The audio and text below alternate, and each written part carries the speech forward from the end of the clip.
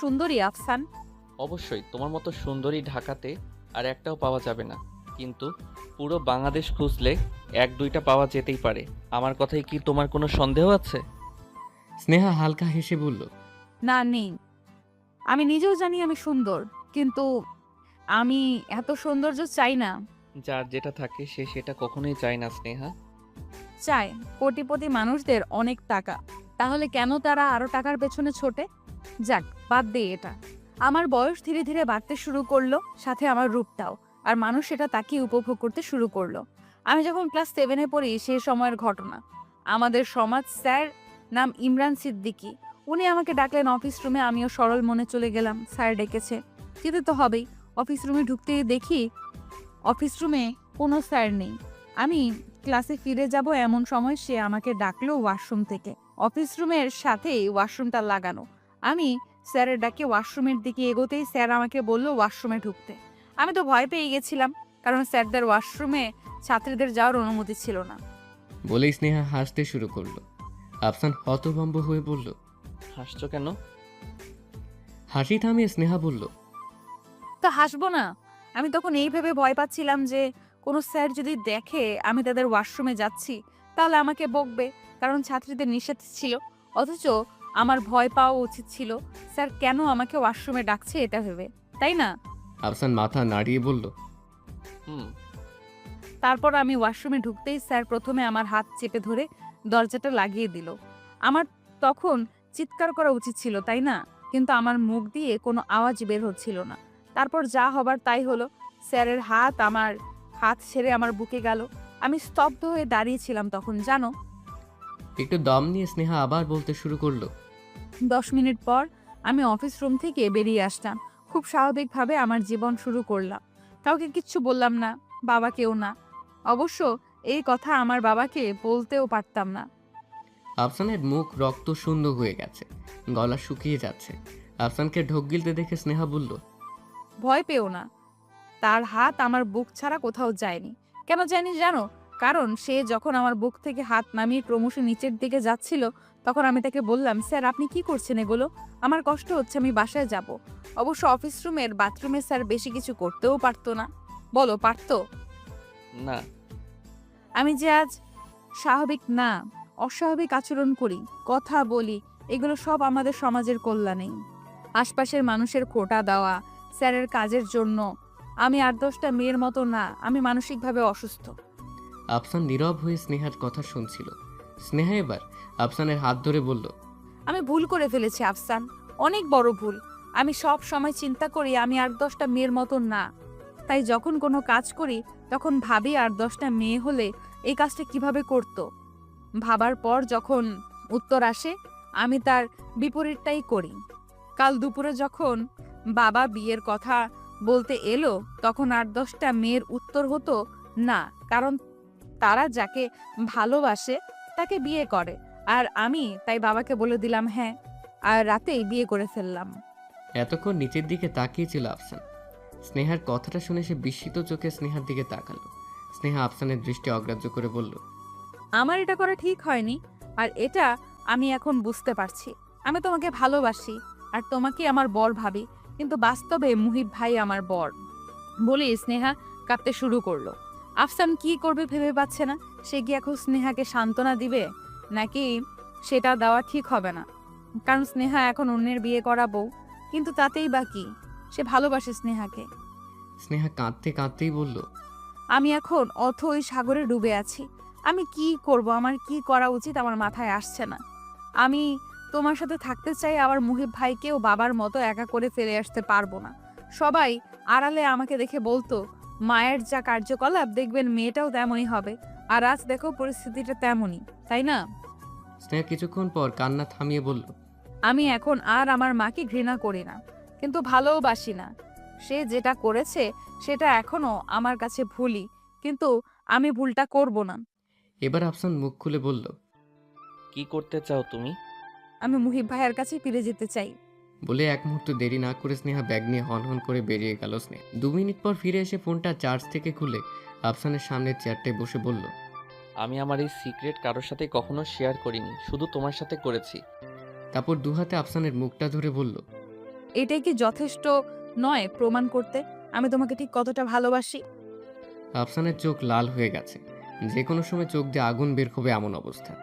স্নেহার হাতটা আফসান তার মুখ থেকে নামিয়ে এনে তার হাতে চেপে ধরে বলল, তাহলে যাচ্ছ কেন চলে? ভালোবাসলে কি ফেলে রেখে যেতে হয়? স্নেহার চোখে পানি, তবুও সে হালকা হাসি ঠোঁটে এনে বলল, সমাজের কারণ সমাজ আমাকে বুঝিয়ে দিয়েছে আমি ৮-১০টা মেয়ের মতো না। তাহলে তারা যেটা করবে আমি তো সেটা করব না। ভালো থেকো আফসান। একটা কথা, রূপবতী কাউকে বিয়ে করবে না, কারণ সমাজ রূপবতীদের ভালো চোখে দেখে না। আফসান তাকিয়ে আছে স্নেহার হেঁটে যাওয়া পথের দিকে। চারিদিক কেমন যেন নীরব হয়ে আছে, আর আফসানের চোখ দিয়ে অঝোর ধারায় আগুনের ফুলকি বের হয়ে আসছে। স্নেহা রিকশায় বসে আছে। রিকশাওয়ালা এর মাঝে বারবার জানতে চেয়েছে সে কোথায় যাবে, কিন্তু কোনো উত্তর দেয়নি স্নেহা। স্নেহার এখন অজানা কোনো এক ঠিকানায় যেতে ইচ্ছে করছে, কিন্তু কোথায়? সে ভাবতে লাগলো আর 10টা মেয়ে হলে কোথায় যেত, কোন ঠিকানায় যেত? সে যাবে ঠিক তার বিপরীত ঠিকানায়। আনিস সরকার রাতে খেতে বসেছে তার মেয়ে আর মেয়ের জামাইয়ের সাথে। তাকে দেখে মনে হচ্ছে তার চেয়ে সুখী মানুষ এই পৃথিবীতে কেন অন্য কোনো পৃথিবীতেও নেই। সে হাসি হাসি মুখ করে তার মেয়ের জামাইকে বলল, ছোট মাছটা খেতে কেমন হয়েছে মুহিব? মহিব খেতে খেতেই জবাব দিল, জি ফুপাজি ভালো। আনিস সাহেব উৎসাহের সাথে বলতে শুরু করলো, ভালো হবেই না বা কেন? নদীর মাছ, পেঁয়াজ কুচি কুচি করে কেটে বেশি করে মরিচ দিয়ে সব মশলাপাতি দিয়ে মাখিয়ে তারপর কিছুক্ষণ জাল করেছি। বুঝেছিস মহিব? নামানোর সময় এত বাসনা বের হয়েছিল। আপনি রান্না করেছেন? আনিস সাহেব দ্বিগুণ উৎসাহ নিয়ে বলল, হ্যাঁ, ময়নার মা রাঁধতে চেয়েছিল, কিন্তু আমি দেইনি। এত ভালো মাছ সে রেঁধে নষ্ট করবে। খুব ভালো হয়েছে ফুপাজি। তুমি রান্না বান্না কিছু পারো? মহিব খুব স্বাভাবিকভাবে বলল, না। টেনশন করো না, আমি শিখিয়ে দেব। আমি পারি না এমন কোনো রান্না নেই। আচ্ছা। এতক্ষণ স্নেহা চুপচাপ সব শুনছিল। এ পর্যায়ে স্নেহা খাওয়া বাদ দিয়ে তার বাবাকে বলল, ও রান্না শিখে কি করবে? আমাকে রান্না করে খাওয়াবে নাকি? আনিস সাহেব হেসে বলল। দরকার হলে খাওয়াবে। স্নেহা মুহিবের দিকে তাকিয়ে বলল, দরকার হবে না। রাত 11টা, সব ঘরের বাতি নিভানো। যে যার যার ঘরে শুয়ে পড়েছে, শুধু বারান্দার বাতিটা জ্বলছে। বারান্দায় বসে গল্প করছেন আনিস সাহেব আর মুহিব। তাদের গল্পের মূল বিষয় দেশ। আনিস সাহেবের মতে দেশ উত্থানে যাচ্ছে দিনে দিনে। অবশ্য মুহিব এ নিয়ে কোনো মন্তব্য করছে না, শুধু শুনে যাচ্ছে। তার ঘুম পেয়ে যাচ্ছে এইসব বক্তব্য শুনে। মনে হচ্ছে এখানেও সে ঘুমিয়ে যাবে আর কিছু সময় বসে থাকলে, কিন্তু কিছু বলতেও পারছেন। হাজার হলেও শ্বশুর বয়সে বড়, তাকে তো আর বলা যায় না যে। আপনার এই ফালতু বকবক বন্ধ করুন, আমি ঘুমোতে যাব। মুহিব ছাড়া পেল 12টার ঠিক 5 মিনিট আগে। তার ঘুমে চোখ বন্ধ হয়ে আসছিল। কোনো রকম স্নেহার রুমে ঢুকে স্নেহার পাশে শুয়ে পড়ল সে। স্নেহা হয়তো জেগেছিল। মুহিবকে শুয়ে পড়তে দেখে সে উঠে বসলো, তারপর মুহিবকে ডেকে বলল। বাবা কি বলল? মুহিব ঘুম ঘুম কণ্ঠে বলল, তেমন কিছুই না, দেশ নিয়ে কথা। তোমার কি ঘুম পেয়েছে? হুম। ঘুমানোর আগে একটা ডিল করব। মুহিব ভ্রু কুঁচকে বলল, কাল সকালে সব ডিল। ঘুমা এখন। না, এখনই। তাড়াতাড়ি বল। আমি আর এখন থেকে তোমাকে মুহিব ভাই ডাকবো না, আর তুমিও আমাকে আর তুই করে বলবে না, রাজি? মুহিব কিছুটা হতভম্ব হয়ে গেল। যে মেয়েকে কিনা কাল রাতে কোনোভাবেই ভাই বলা থেকে বাদ দেওয়ানো গেল না, তার মুখ থেকে হঠাৎ এই ধরনের কথা শুনে মুহিবের পুরো আক্কেল গুড়ুম অবস্থা। একদিনের ব্যবধানে কি এমন হলো তার, এটা মাথায় আসছে না। কি হলো, কথা বলছো না কেন? মুহিব নিজেকে সামলে নিয়ে বলল, ও হ্যাঁ, রাজি বলাই যায়, সমস্যাতে নেই। স্নেহা অল্প হেসে বলল, আচ্ছা যাও, এখন ঘুমাও। আচ্ছা। মুহিবের ঘুমটা কোথায় যেন যেন হারিয়ে গেছে। কিছুক্ষণ আগেও সে ঘুমের চোটে কথা বলতে পারছিল না, অথচ এখন তার চোখে বিন্দুমাত্র ঘুম নেই। স্নেহার নড়াচড়া দেখে মুহিব স্নেহার দিকে ফিরে স্নেহাকে ডেকে বলল। স্নেহা ঘুমিয়েছিস? স্নেহা হাই তুলতে তুলতে বলল।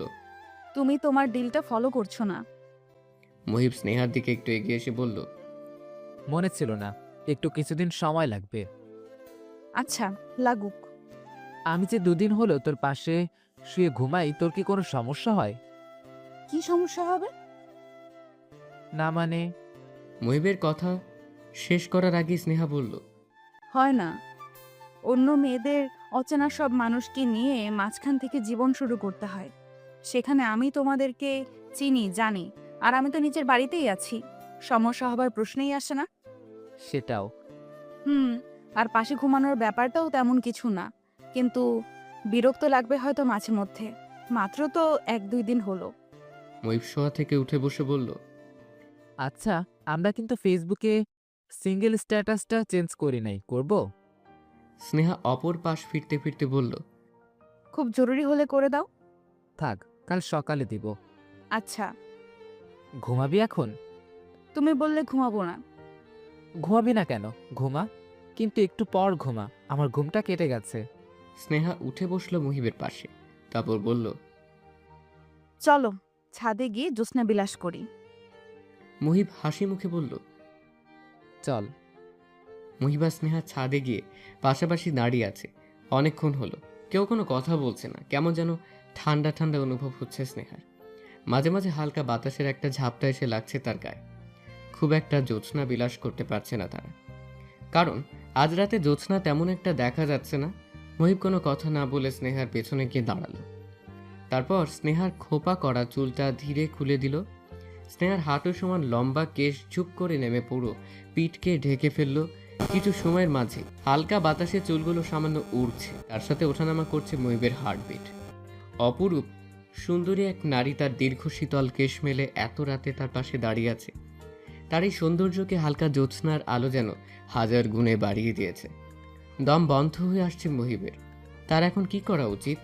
স্নেহাকে জড়িয়ে ধরা, নাকি এখানে 1 মিনিট না দাঁড়িয়ে নিচে চলে যাওয়া? স্নেহা হয়তো বুঝতে পারল মহিবের অবস্থা, তাই মহিবকে খুব অবাক করে ধীরে মহিবের আঙ্গুলের মাঝে তার আঙ্গুলগুলো দিল। মহিবকে কিছু বোঝবার সুযোগ দেওয়ার আগেই মহিবের বুকে মুখ গুজল স্নেহা। খানিকক্ষণ হতভম্ব হয়ে দাঁড়িয়ে নিজেকে সামলে নিল মহিব। তারপর এক হাত দিয়ে জড়িয়ে ধরে মুখ গুজল স্নেহার চুলে। স্নেহা খুব স্বাভাবিকভাবেই মুখ না তুলেই মহিবকে বলল, ভালো করে জড়িয়ে ধরো তো, নাকি জড়িয়ে ধরতেও জানো না? এটাতেও ফেল। মহিব নীরব হয়ে আছে। তার এখন কারোর সাথে কথা বলতে ইচ্ছে করছে না, কোনো কিছু জবাব দিতে ইচ্ছে করছে না। সেই সময়টা উপভোগ করতে চায় নীরব হয়ে। মহিবকে চুপ থাকতে দেখে স্নেহা আবার বলল, কি ব্যাপার, কাঁপছো কেন তুমি? এর জবাবও স্নেহা পেল না।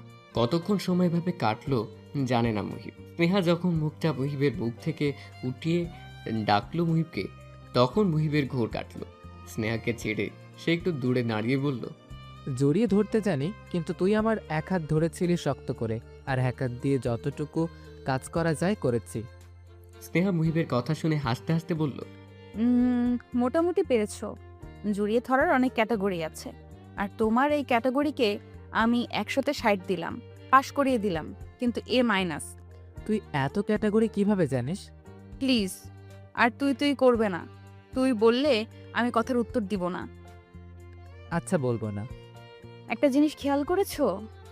মহিব তীক্ষ্ণ চোখে তাকিয়ে বলল, কি?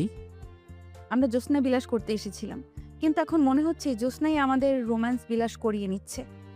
বলে কিছুক্ষণ প্রাণ খুলে হাসতে লাগলো স্নেহা। হালকা জ্যোৎস্নার আলোতেই হাসিটা দেখে মহিবের বুক বারবার মোচড় দিয়ে উঠছে। মহিবরাত যখন ছাদ থেকে নেমে এলো তখন বাজে রাত 3টা। এসেই মহিব বিছানায় শুয়ে পড়ল। স্নেহা ঢুকলো ওয়াশরুমে। স্নেহা শুতে এসে দেখলো মহিব শুয়ে এপাশ ওপাশ করছে। সে মহিবকে ডেকে বলল, ঘুম আসছে না? না। তুমি কি আমাকে জড়িয়ে ধরতে চাও? চাইলে ধরতে পারো। হ্যাঁ, চাই। মহিব স্নেহার দিকে এগিয়ে এসে বলল। স্নেহা মহিবের বুকে মুখ গুজে ভাবতে লাগলো আজকে দুপুরে আফসানের সাথে কাটানো মুহূর্ত। আচ্ছা, আফসান কি ঘুমিয়ে পড়েছে? মহিবের ঘুম ভাঙল তার মা মিতানুর রহমানের ফোনের আওয়াজে। আজ মহিবের রাতে একটু ঘুমও হয়নি। পুরোটা রাত কাটিয়েছে স্নেহাকে বুকে নিয়ে, স্নেহার চুলে মুখ গুজে। ঘুম না হলেও এর মতো শান্তির রাত সে আগে কাটায়নি। আগে কাটাবেও বা কিভাবে? আগে তো তার পাশে স্নেহাও থাকেনি। ভোরের দিকে ঘুমিয়েছিল কিছুটা সে, কিন্তু এর মাঝেই এলো তার মায়ের ফোন। ঘুম ঘুম কণ্ঠে ফোন কল রিসিভ করে বলল সে, আসসালামু আলাইকুম। শুভ সকাল মা। মিতানুর রহমান এক গাল হেসে বললেন, ওয়ালাইকুম আসসালাম। বাবু, ভালো আছিস তুই? হ্যাঁ মা, তুমি? আমি আর ভালো। ছেলের বউকে সাথে নিয়ে থাকতে পারছি না। এর চেয়ে কষ্টের কিছু আছে? মা প্লিজ, এই কথা রাখো। আমি স্নেহাকে বুঝিয়ে খুব তাড়াতাড়ি নিয়ে আসব। বাবু, তুই আমাকে মিস করেছিস তো? হ্যাঁ মা, অনেক।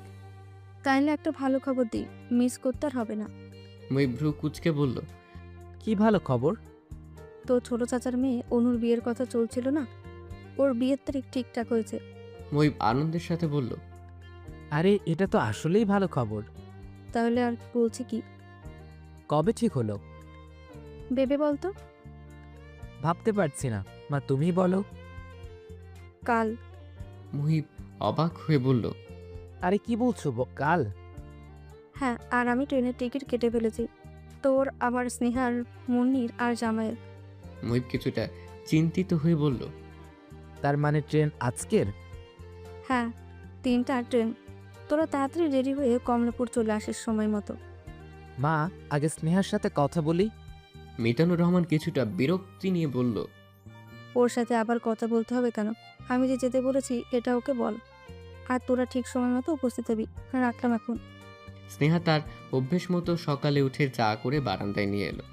বারান্দায় তার বাবা আনিস সরকার, তার মুহিব বসে আছে। স্নেহা চায়ের কাপ তাদের দুজনের হাতে তুলে দিয়ে নিজের জন্য নিয়ে মুহিবের পাশে এসে বসলো। আনিস সাহেব কাল থেকে খুব ফুরফুরে মেজাজে রয়েছে। মেয়ের জামাইকে একসাথে বসে চা খেতে দেখে তার আনন্দের যেন কোনো সীমা নেই। সে চায়ের কাপে চুমুক দিয়ে বলল, বাহ, তোমাদের দুজনকে তো একসাথে খুব মানিয়েছে। স্নেহা আলতো করে হাসি দিল। মুহিব পাশ থেকে বলল, স্নেহা, মা ফোন করেছিল। কি বললো খালা? মুহিব সব খুলে বলল স্নেহাকে।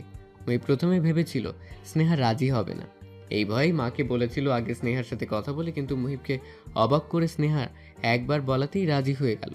খুব উৎসাহ নিয়ে স্নেহা ব্যাগ প্যাক করলো। অবশ্য উৎসাহ থাকাটা স্বাভাবিক, কারণ স্নেহাই প্রথম গ্রামে যাচ্ছে। স্নেহার 19 বছর বয়সের জীবনে সে ঢাকার বাইরে কখনো যায়নি।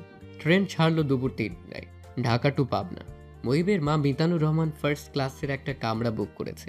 ট্রেনে যে যার যার মতো বসে গল্পতে মেতে আছে। শুধু স্নেহা একাই বসে ট্রেনের জানলা দিয়ে বাইরে তাকিয়ে আছে।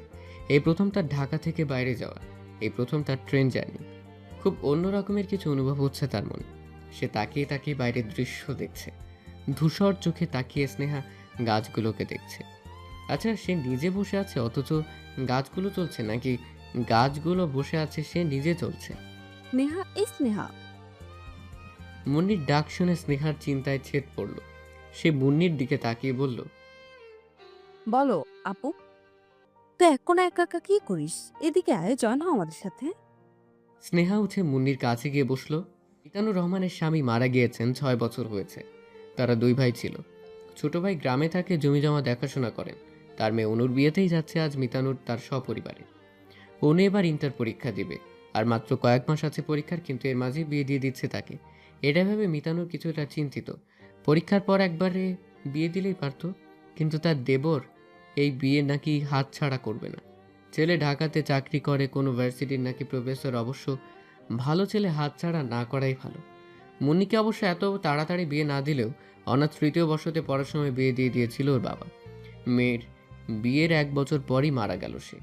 মেয়ের বিয়েটা নিজ চোখে দেখে যেতে পারলেও ছেলেটা আর পারল না। এদিকে মুন্নির বিয়ে হয়েছে 7 বছর হলো, এখনো বাচ্চা কাচ্চা হচ্ছে না। কত চিকিৎসাই না করল, তবুও কিছু হচ্ছে না। ভেবেই দীর্ঘ একটা নিঃশ্বাস ছেড়ে কামরা থেকে বের হয়ে করিডোরে গিয়ে দাঁড়ালো মিতানুর। মিতানুরকে বেরিয়ে যেতে দেখে মুন্নি মুহিবের দিকে তাকিয়ে বলল, দেখেছিস মায়ের কি আক্কেল? মুহিব ভ্রু কুঁচকে বলল, কেন, মা কি করেছে? আরে এতক্ষণ হলো আমাদের মাঝে বসেছিল, তার বোঝা উচিত এখানে ছোটদের আড্ডা চলছে। এখানে তার কি কাজ? তার থাকার ফলে অনেক কথাই বলা যাচ্ছিল না। ভাগ্যিস উঠে গেছে। মুহিব বিরক্তি নিয়ে বলল, মা এখানে না বসলে কোথায় বসবে? বাদ দে, উঠে তো গেছে, এখন শান্তিতে কথা বলতে পারবো। মুন্নির দিকে তাকিয়ে তার স্বামী কবির বলল, তুমি বাড়াবাড়ি করছো। সবসময় এমন কথা বলবে না যেটা শুনতে খারাপ লাগে। মুন্নি কঠিন চোখে কবিরের দিকে তাকিয়ে বলল। মুখ বন্ধ রাখো তুমি, তোমার সাথে আমি কথা বলছি না। এ পর্যায়ে স্নেহা কবিরের দিকে তাকিয়ে বলল, চলুন কিছু খেলা যাক। গানের কলি খেলবেন? হ্যাঁ চলো শুরু করি। সেনা আর আমি এক দল, মহিব আর মুন্নি এক দল। সেনহা তুমি গান ধরো। তোমার গানের শেষ অক্ষর দিয়ে মহিব গান গাইবে। রাজি? মুনি তীক্ষ্ণ চোখে কবিরের দিকে তাকিয়ে বলল, আর কতক্ষণ লাগবে পৌঁছতে? দেরি আছে, আরও ঘন্টা দুয়েকের মতো লাগবে। স্নেহা, তুমি স্নেহা কবিরের ইশারায় গাইতে শুরু করলো। তুমি যাকে ভালোবাসো, স্নানের ঘরে বাষ্পে ভাসো, তার জীবনে ঝড়। তোমার কথার শব্দ দূষণ, তোমার গলার ট্রেন ইন করেছে স্টেশনে। কবির মুন্নিকে বলল, তুমি মাকে ধরে বের হও, আমি আর মুহিব ব্যাগপত্র নিয়ে নামছি। স্নেহা, মুন্নির সাথে নাম। স্টেশন থেকে তাদের ছোট চাচা তাদের নিতে এসেছে। তারা ছোট চাচার বাড়িতে যেতে যেতে বেজে গেল রাত 9টা। মুহিবদের দেখে একদল ছেলেমেয়ে চেঁচিয়ে উঠে বলল, দেরি করে ফেলেছো তোমরা, গায়ে হলুদ কিছুক্ষণ আগে হয়ে গেল। বিয়ে বাড়ি পুরো জমে গেছে। এই অন্ধকারও বিয়ে বাড়ি ঝলমল করছে আলোতে। একতলা পুরনো বাড়ি, পুরো বাড়িতে আলোয় চিকচিক করছে। উঠোনে সারি সারি আলো জ্বলছে। বাড়ির সামনের অংশে গেট সাজিয়েছে, সেই গেটের সাথে বাতিগুলো জ্বলছে আর নিভছে। অন্ধকারে ওই বাড়িটা দেখতে কত সুন্দরই না লাগছে। স্নেহা বাড়ির সাজসজ্জা মুগ্ধ চোখে তাকিয়ে কিছুক্ষণ দেখল। অন্ধকারে বাড়ির আশপাশে না দেখা গেল বাড়ির এই সৌন্দর্যেই আপাতত সে মুগ্ধ। রাতে সামান্য কিছু খেয়ে স্নেহা শুয়ে পড়ল। তার মাথা ধরেছে, 1 কাপ চা খেতে পারলে ভালো হতো, কিন্তু এখানে কাকে কি বলবে বুঝতে পারছে না। আসার পর থেকে বড় খালার বুন্নি আপুকে খুঁজেই পাচ্ছে না। মুহিবকে একবার দেখলেও তারও আর কোনো খোঁজ নেই। এমন কেয়ারলেস মানুষেরা কিভাবে হয়? বাইরে সূর্য উঠেছে, গাছে গাছে পাখি ডাকছে। স্নেহার ঘুম ভেঙেছে কিছুক্ষণ হলো। ঘুম থেকে ওঠার পর চা খাওয়া একটা নেশা হয়ে দাঁড়িয়েছে স্নেহার। অথচ কি করবে বুঝতে পারছে না। মাথা ব্যথাটা অবশ্য এখন আর নেই। ভাবতে ভাবতেই ঘরে মুহিব এসে ঢুকলো। তার পরনে সাদা পাঞ্জাবি আর লুঙ্গি, কোকড়া চুলের সাথে তাকে একদম পারফেক্ট লাগছে দেখতে। মনে হচ্ছে এই সাজটা তার জন্যই তৈরি হয়েছে। কখন উঠেছো? স্নেহা হাই তুলতে তুলতে বলল, বাবা, এখানে এসে একদিনেই নিজেকে চেঞ্জ করে ফেলেছো নাকি? চেনাই যাচ্ছে না, তার উপর আমাকে আবার তুমি করে রাখছো।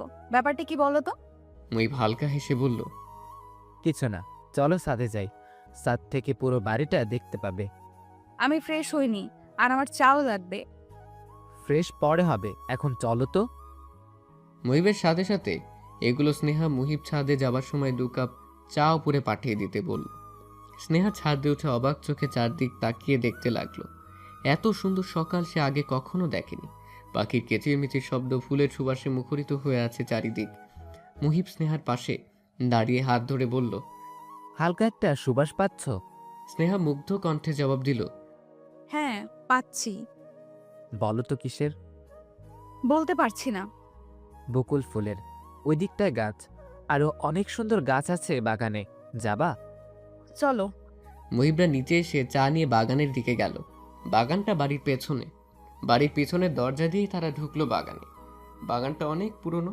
মুহিবের দাদার শখ ছিল বাগান করা, আর তিনি মারা যাওয়ার পর তেমন একটা পরিচর্যা কেউ না করার কারণে বাগানটা কেমন যেন জঙ্গলে পরিণত হয়েছে। বড় বড় ঘাসের জন্যে অনেক ফুল গাছ ঢেকে গেছে। মুহিব আর স্নেহা বাগানে যেতেই তাদের সামনে পড়লো গোলাপ গাছ। পুরোটা গাছ গোলাপে ঢেকে আছে। স্নেহা বিস্ময় নিয়ে বলল, আল্লাহ, এত গোলাপ! হ্যাঁ, তুল কয়েকটা। স্নেহা চায়ের কাপটা মুহিবের হাতে দিয়ে 2টা বড় বড় গোলাপ তুললো। তারপর মুহিবের দিকে তাকিয়ে বলল, খোপায় ফুল দিয়ে দাও। সকাল 9টার বেশি বাজে। পুরো বিয়ে বাড়িতে মানুষজনে ভরে আছে। বাড়ির সামনেই খোলা মাঠে পিচিরা দৌড়োদৌড়ি করছে। তাদের চিৎকারে কান পাতা দায় হয়ে দাঁড়িয়েছে। গেটের একপাশেই চেয়ার নিয়ে কিছু মুরব্বীরা জড়ো হয়ে গল্প করছে। তার ঠিক অপর পাশেই বাবুর্চিরা চুলো বানানোর জন্য মাটি খুঁড়ছে। ছাদে ছামিয়ানার ব্যবস্থা করা হয়েছে, সেখানেই বরযাত্রীরা খাবার ব্যবস্থা। বাড়ির ভেতরে মহিলারা সব জড়ো হয়ে বসে পেঁয়াজ রসুন আদা ছিলছে। সেখানেই স্নেহাকে নিয়ে এলো মুন্নি। স্নেহাকে দেখে কিছু মহিলা হা করে তাকিয়ে আছে। তাদের মধ্যে একজন বলে উঠল, এমন চান্দেল্লাহান বউ কোন থাইকা ধইরা আনছস রে বড় বউ?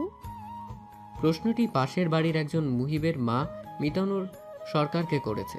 প্রশ্ন শুনে মিতানুর হাসি মুখে স্নেহাকে বলল, স্নেহা, এটা তোমার চাচি শাশুড়ি, তোমার শ্বশুরের চাচাতো ভাইয়ের বউ। সালাম করো ওনাকে। স্নেহা এগিয়ে গিয়ে সালাম করলো। উনি হাসি মুখে বললেন, বাইচা থাকো মা, দেখা ছুই না চইল। সুন্দর মাইয়া গো পেছনে আবার জিনবুতের আনাগোনা বেশি থাকে। বরের বাড়ি থেকে মাছ, পান, সুপারি নিয়ে এসেছেন এক ভদ্রলোক। তাকে নিয়ে গ্রামের কিছু অল্পবয়সী মেয়েরা মেতে উঠল। মহা আনন্দে তার গায়ে রং মাখাতে লাগলো তারা। তাদের সাথে যোগ দিল গ্রামের আরও কিছু ছেলেরা। শুরু হয়ে গেল তাদের রং নিয়ে খেলা। একদল মেয়ে দৌড়চ্ছে, ঠিক তাদের পেছনে একদল ছেলে রং নিয়ে চিৎকার আর ছোটাছুটিতে চারিদিক মেতে উঠেছে। কিছু কিছু ছেলে অপরিচিত মেয়েদের গালে রং লাগিয়ে দিচ্ছে ভাব করার জন্য। রং ছোড়াছুড়ির ব্যাপারটা দেখে পুরো অবাক হয়ে গেছে স্নেহা। সে তাকিয়ে তাকিয়ে সবার কার্যক্রম দেখছিল। হঠাৎ চিৎকারগুলো ক্রমে ক্রমে এগিয়ে আসতে শুরু করলো তার দিকে। কয়েক সেকেন্ডের মাঝেই স্নেহার সাদা গাল কালো হয়ে গেল। তাকে রঙে ডুবিয়ে দিয়েছে ছেলেমেয়েরা। সে স্তব্ধ হয়ে কিছুক্ষণ দাঁড়িয়ে রইল। অবশ্য রং ছাড়া আপাতত কাউকেই দেখতে পাওয়া যাচ্ছে না। সবাইকেই রঙে ডুবিয়েই ছেড়েছে ওরা। এক দুইজন যারা ঘুপটি মেরে দরজা বন্ধ করে পালিয়ে আছে তাদেরও রং দেবার বিশেষ আয়োজন করা হচ্ছে। এটা ভেবে কিছুটা স্বস্তি পেল স্নেহা। মনে মনে তার ভালোই লাগছে। এখানে না এলে সে জানতেও পারতো না গ্রামের বিয়েগুলো এত মজার হয়। শহরের বিয়েতে কি এত মজা, এত আনন্দ আছে? নেই। সে কৃতজ্ঞতার চোখে খুঁজতে লাগলো মুহিবকে। তাকে একটা থ্যাঙ্কস দেওয়া উচিত। হঠাৎ পেছন থেকে স্নেহাকে কে যেন ডাক দিল। স্নেহা পেছনে তাকাতেই ভয়ে জমে গেল। আরে ভয় পাচ্ছিস কেন? স্নেহা হতভম্ব হয়ে বলল, তোমার এই অবস্থা কি করে?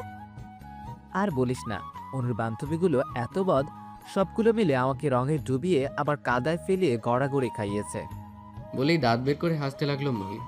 পুরো শরীরে কালো রঙের জন্য তার এই সাদা দাঁত ঝকঝকে করছে। দেখতে কি বিশ্রী লাগছে। ওইকে অবস্থা দেখে কান্না পাচ্ছে স্নেহা। আয়েশা বেগম অনেকক্ষণ হলো চেষ্টা করছে ভয়ঙ্কর রাগের একটা ভঙ্গি করতে, যা দেখে তার 4 বছর বয়সী নাতি নাতনি ভয় পাবে। কিন্তু সে কিছুতেই পেরে উঠছে না। মা মরা ছেলে মেয়ে দুটো, আর যে শিশুর মা নেই তার উপর রাগ করা কিংবা শাসন করা বেশ কঠিন ব্যাপার। আয়েশা বেগমের অবশ্য ইচ্ছে করছে তাদের গালে 4টা থাপ্পড় লাগাতে, কিন্তু কেন যেন ইচ্ছে করছে না। রাগ সামলে নিয়ে আয়েশা বেগম এগিয়ে এলো তার 2 নাতি নাতনি রাফিয়া আর রুনকির দিকে। এসেই চোখ কিছুটা কঠিন করে বলল, তোমাদের ছোট ফুপু তোমাদের তৈরি করতে এসেছিল, কিন্তু তোমরা নাকি লুকিয়েছিলে। রুনকি ভয়ে দাদির দিকে ফিরে বলল, হ্যাঁ দাদি। কারণটা কি জানতে পারি? এখন কি লুকোচুরি খেলার সময়? সবাই বের হয়ে গাড়িতে উঠে বসেছে, আর তোমরা এখনো তৈরিও হওনি। এই ফাজলামের জন্য তোমাদের কি ভয়ঙ্কর শাস্তি দেওয়া উচিত তোমরা জানো? রাফি খুব স্বাভাবিকভাবেই তার দাদিকে বলল, বাবা না এলে আমরা যাব না। তোমাদের বাবা ট্রেনে আছে, স্টেশন থেকে সরাসরি গাড়িতে উঠে তোমাদের সাথে বিয়ে বাড়িতে যাবে। এটা কি ভুলে গেছো তোমরা? রাফি আর রুনকি দুজন দুজনের দিকে তাকিয়ে রইল। রুনকি, আমাদের তো এটা কেউ বলেনি। আয়েশা বেগম কিছুটা বিরক্ত হয়ে বলল, বলতে হবে কেন? তোমরা যাও, কাপড় নিয়ে আসো, আমি পরিয়ে দেই। রাফি আর রুনকি যমজ ভাই বোন। 4 বছর আগেই তাদের জন্ম দিতে গিয়ে তাদের মা দুনিয়া ছেড়ে চলে গেছে। বাবাও ঢাকায় থাকে। 6 মাস পর পর আসে। এখানে দাদি আর ছোট ফুপুর কোলে পিঠে করেই ধীরে ধীরে বেড়ে উঠেছে তারা। তাদের দাদির মতে সে পৃথিবীতে এমন দুষ্টু ছেলে মেয়ে কখনো দেখেনি। এই 4 বছর বয়সেই কথায় পটু তারা। এমন কোনো কথা নেই যেটা তারা বলতে পারে না। তাদের পছন্দের কাজ একটি, সেটি হলো সবার অনুকরণ করা। যে যখন যেভাবে হাঁটবে সেভাবে কথা বলবে। 2 ভাই বোন যখন যেভাবে তার অনুকরণ করে তাকে রাগিয়ে দেবে। অবশ্য আয়েশা বেগমের ভয়ে তারা এই কাজটাও কিছুদিন যাবৎ ভালোভাবে করতে পারছে না। তারা যদি বাড়ির কাউকে ভয় পেয়ে থাকে তাহলে সেটি তার দাদিকে। আজ তাদের ছোট চাচার বিয়ে, কিন্তু বাবা এখানে আসেনি বলে তারাও তৈরি হচ্ছিল না। কিন্তু দাদির এক কথায় তারা ভদ্র ছেলেদের মতো চুপচাপ তৈরি হতে লাগলো। আয়েশা বেগম তাদের চুল আছড়িয়ে দেবার সময় তাদের উদ্দেশ্য করে বলল, তোমাদের কারণে যে বিয়েতে যেতে দেরি হচ্ছে, এটার শাস্তি তোমরা পাবে। আর খবরদার ওই বাড়িতে গিয়ে ঝামেলা করবে না। যদি তোমাদের নামে কোনো রিপোর্ট না আসে, তাহলে তোমাদের জন্য যে দেরি হচ্ছে এই শাস্তিটাও মাফ করে দিব। বুঝছো তোমরা? রাফিয়া রুনকি দুজনেই মাথা নেড়ে বলল,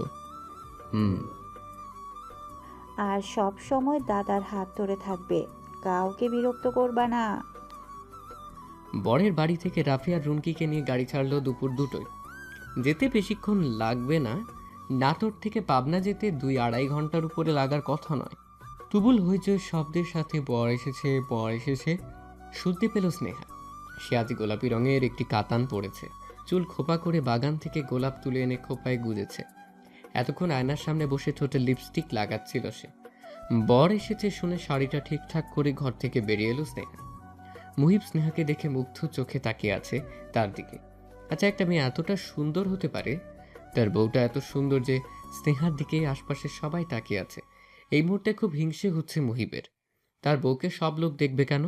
তাকে দেখার সৌন্দর্য উপভোগ করার অধিকার শুধুমাত্র আছে একজনের, আর সে হচ্ছে মুহিব। কিন্তু এখন দেখা যাচ্ছে সবাই হা করে তার সম্পত্তির দিকে নজর দিচ্ছে। এতটা সুন্দর নাও হলে পারতো স্নেহা। এখানে কি করছো? ওদিকটায় চলো, বর এসে গেছে। স্নেহার কথায় মুহিবের চিন্তায় ছেদ পড়ল। সে স্নেহার দিকে তাকিয়ে বলল, হ্যাঁ এসেছে, গেটের ঝামেলা মিটুক। গেট ধরাটাই তো সবচেয়ে বেশি ইন্টারেস্টিং। চলো প্লিজ। মুহিব বিরক্ত মুখে বলল, ওখানে অনেক লোক, ওইখানে তুমি গেলে কিছু লোক তোমার গায়ের উপর ইচ্ছে করে এসে পড়বে, তখন কি ভালো লাগবে? স্নেহা হতাশ ভঙ্গিতে বলল, পড়লে পড়বে, আমার শরীর তো পচে খসে পড়বে না। কি বলছো তুমি এসব? তুমি বরং অনুর ঘরে যাও তো। ঠিক তুমি যেভাবে সেজেছ ওকেও ঠিক এভাবেই সাজিয়ে দিবে, যাতে ওর বর ওকে দেখার সাথে সাথে ফিট হয়ে পড়ে থাকে। মুহিবের কথা শুনে স্নেহার মুখে হাসি ফুটল।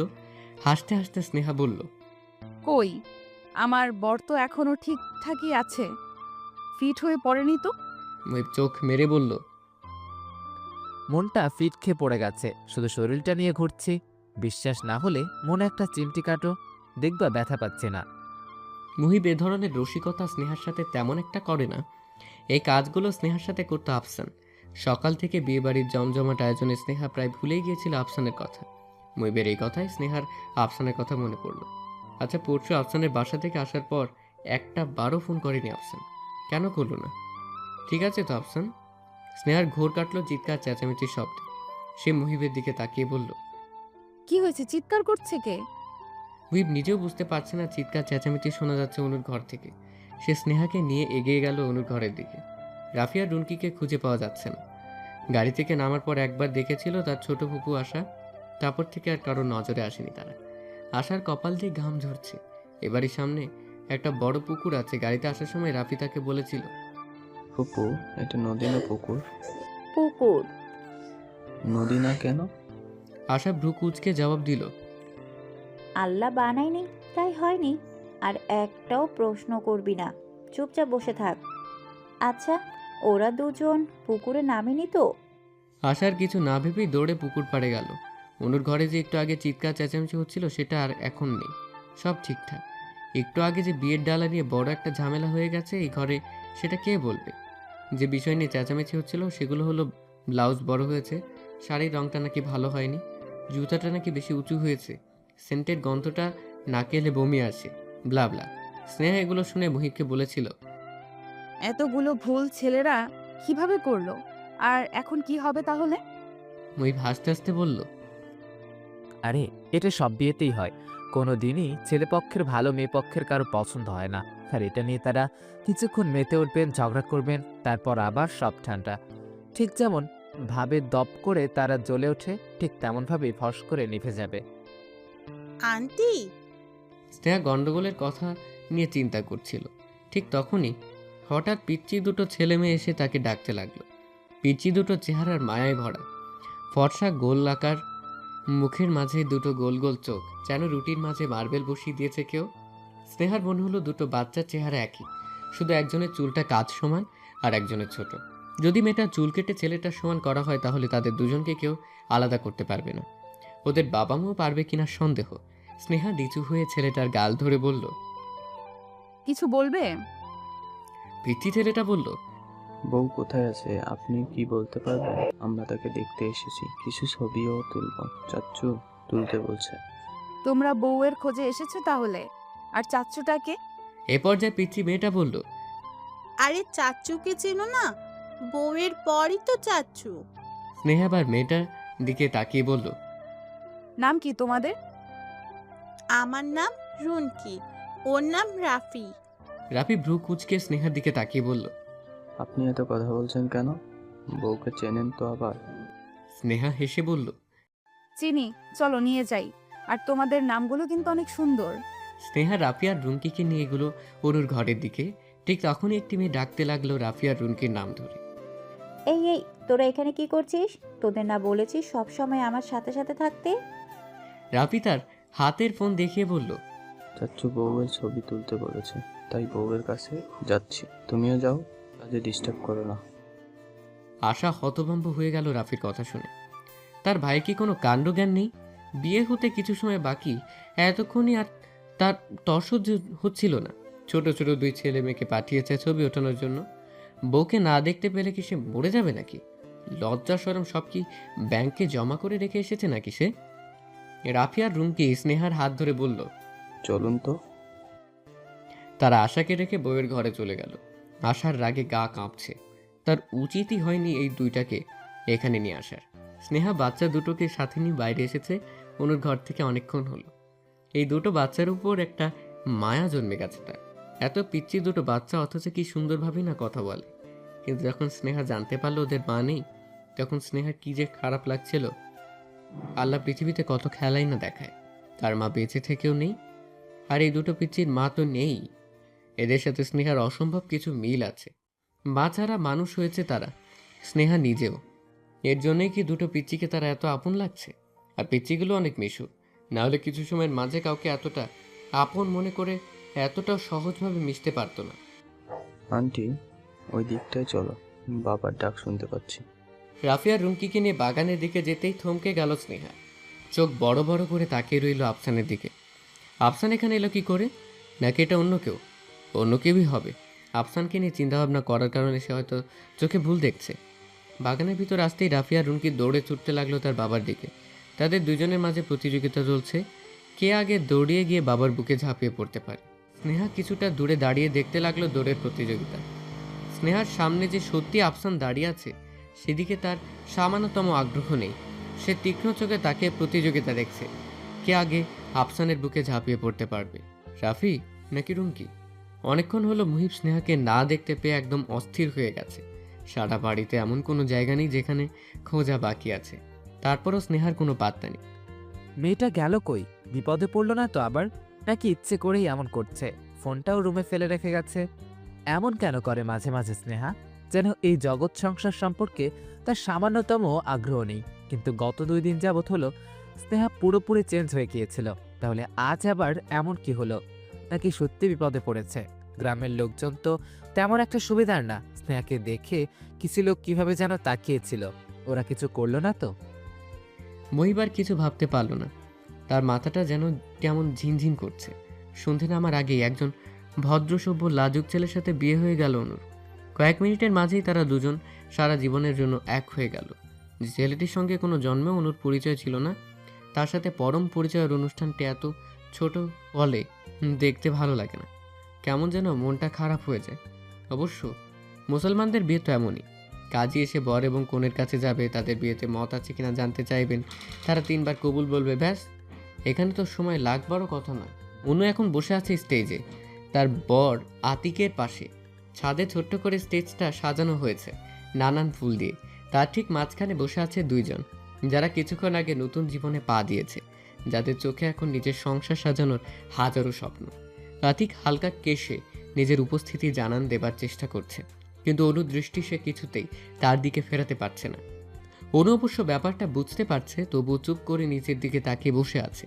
সে তো নতুন বউ, তাকে তো আজ লজ্জা পেয়ে নিচের দিকেই তাকিয়ে হবে, তাই নয় কি? আতিক শুধু সুযোগের অপেক্ষায় আছে। যখনই মানুষ কিছুটা কমবে তখনই অনুকে দেখবে, সে কিছু কথা বলবে। একবার মাত্র দেখেছিল সে অনুকে, তারপর হুট করে তার মা খবর দিল বিয়ে ঠিকঠাক, তুই ছুটি নিয়ে চলে আয়। আতিকও ভদ্র ছেলের মতো কোনো শব্দ উচ্চারণ না করে মায়ের আদেশে কলেজ থেকে ছুটি নিয়ে চলে এলো বিয়ে করতে। কিন্তু এখন অনুকে দেখা বা কথা বলার মতো সে কোনো সুযোগই খুঁজে পাচ্ছে না। অবশ্যই কিছুক্ষণ দেরি করলেই তাদের বাড়িতে গিয়ে সে অনুর সাথে কথা বলতে পারবে, কিন্তু কেন যেন দেরি সহ্য হচ্ছে না। তাই আতিকার কিছু না ভেবে রাফিয়ার রুমকিকে ডেকে কানে কানে কিছু কথা বলল। তার একটু পরেই নিচ থেকে রাফিয়ার রুমকির চিৎকার শুনলো সবাই। সাপ সাপ বলে চিৎকার করছে তারা। তাদের চেঁচামেচি শুনে ছাদে এতক্ষণ যারা ছিল নিচে নেমে গেল তারা। তাদের যেতে দেখে আতিক জয়ের একটা হাসি দিয়ে অনুর দিকে তাকালো, কিন্তু অনু উঠে দাঁড়িয়ে কেন যাচ্ছে কই? আতিক কিছু না বলে অনুর হাত ধরে টান দিয়ে বসিয়ে দিল তাকে। অনু টানের ঝোঁক সামলাতে না পেরে পড়ে যেতে নিলে আতিক তার হাত ধরে ফেলে তাকে বসিয়ে দিল। অনু নিজে খুব ভয় পেয়ে গিয়েছে। কি হচ্ছে এগুলো? নিচে পিচ্ছি দুটো চিৎকার করছে আর উপরে এই কাণ্ড। তার মাথায় কিচ্ছু আসছে না। আতিক এখনো তার হাতটা ছাড়েনি, বরং আরো চেপে ধরেছে। কেমন আছো? অনু উত্তর না দিয়ে চুপ করে রইল। নিজেকে এখনো ধাতস্থ করতে পারছে না সে। আতিক অনু নীরবতা দেখে আবারও বলল। কি ব্যাপার, কথা বলছো না কেন? আবার অনু নীরবতা দেখে আতিকের নিজের কপালে নিজের থাপড়াতে ইচ্ছে করছে।